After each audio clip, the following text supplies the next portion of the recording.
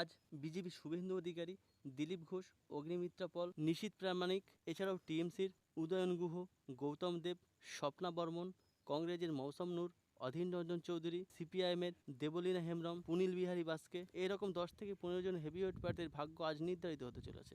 চলুন আজকে আমরা এই ভিডিও থেকে দেখে আসি কোন কোন প্রার্থী তারা জিততে পারে, কোন কোন প্রার্থী হারতে পারে। এক, উদয়ন গুহ, বর্তমানে পশ্চিমবঙ্গ সরকারের উত্তরবঙ্গ উন্নয়ন দপ্তরের মন্ত্রী, যিনি দিনহাটা বিধানসভা কেন্দ্র থেকে টিএমসির হয়ে ভোটে দাঁড়িয়েছেন।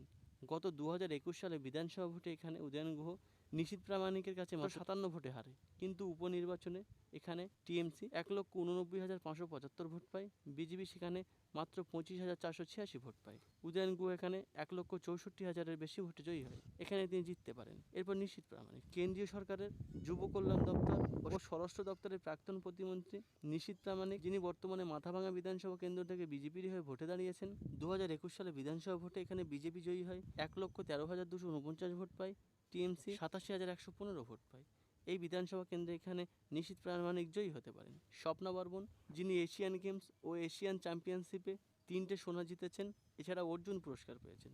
2026 সালে বিধানসভা ভোটে টিএমসির হয়ে রাজগঞ্জ বিধানসভা কেন্দ্রে ভোটে দাঁড়িয়েছেন। 2021 সালে বিধানসভা ভোটে এখানে টিএমসি জয়ী হয়, 1,04,641 ভোট পায়, বিজেপি 88,668 ভোট পায়। এই বিধানসভায় তিনি জয়ী হতে পারেন। এরপর মৌসম নূর, লোকসভা ও রাজ্যসভার প্রাক্তন সংসদ, এছাড়াও টিএমসির মালদা জেলার প্রাক্তন প্রেসিডেন্ট, বর্তমানে কংগ্রেসের হয়ে মালতীপুর বিধানসভা থেকে ভোটে দাঁড়িয়েছেন। এখানে 2021 সালে টিএমসি জয়ী হলেও 2024 সালে বিধানসভা ভোটে কংগ্রেস এগিয়েছিল। এই বিধানসভা কেন্দ্রে এখানে হাড্ডাহাড্ডি লড়াই হলেও তিনি এখানে জয়ী হতে পারেন। গৌতম দেব ও শঙ্কর ঘোষ, একদা উত্তরবঙ্গ উন্নয়ন মন্ত্রী ও বর্তমানে শিলিগুড়ির গৌতম দেব, তিনি শিলিগুড়ি বিধানসভা থেকে ভোটে দাঁড়িয়েছেন, এবং শঙ্কর ঘোষ, যিনি বর্তমানে শিলিগুড়ি বিধানসভার বিধায়ক, তিনি বিজেপি থেকে ভোটে দাঁড়িয়েছেন। এই বিধানসভা কেন্দ্রে এখানে হাড্ডাহাড্ডি লড়াই হতে পারে। শঙ্কর ঘোষ কিছুটা এগিয়ে আছে, গৌতম দেব পিছিয়ে আছে। অধীর রঞ্জন চৌধুরী, গত লোকসভার বিরোধী দলনেতা, প্রাক্তন রেল প্রতিমন্ত্রী ও পশ্চিমবঙ্গ প্রদেশ কংগ্রেসের প্রাক্তন সভাপতি অধীর রঞ্জন চৌধুরী, তিনি বহরমপুর বিধানসভা থেকে কংগ্রেসের হয়ে প্রার্থী হয়েছেন। এটি কংগ্রেসের শক্ত ঘাঁটি। এখানে টিএমসি, কংগ্রেস এবং বিজেপির মধ্যে একটি লড়াই হলেও এখানে অধীর রঞ্জন চৌধুরী কিছুটা এগিয়ে আছে। এরপর হুমায়ুন কবির, এখানে দুজন হুমায়ুন কবিরের কথা বলবো। প্রথমে জেইউপি পার্টির প্রতিষ্ঠাতা হুমায়ুন কবির, যিনি রেজিনগর বিধানসভা থেকে ভোটে দাঁড়িয়েছেন। এখানে 2021 সালে টিএমসি 68,268 ভোটে জয়ী হয়। এই বিধানসভায় তার জেতার চান্স খুব কম। এরপর আইপিএস হুমায়ুন কবির, যিনি দমকল বিধানসভা কেন্দ্র থেকে টিএমসির হয়ে ভোটে দাঁড়িয়েছেন।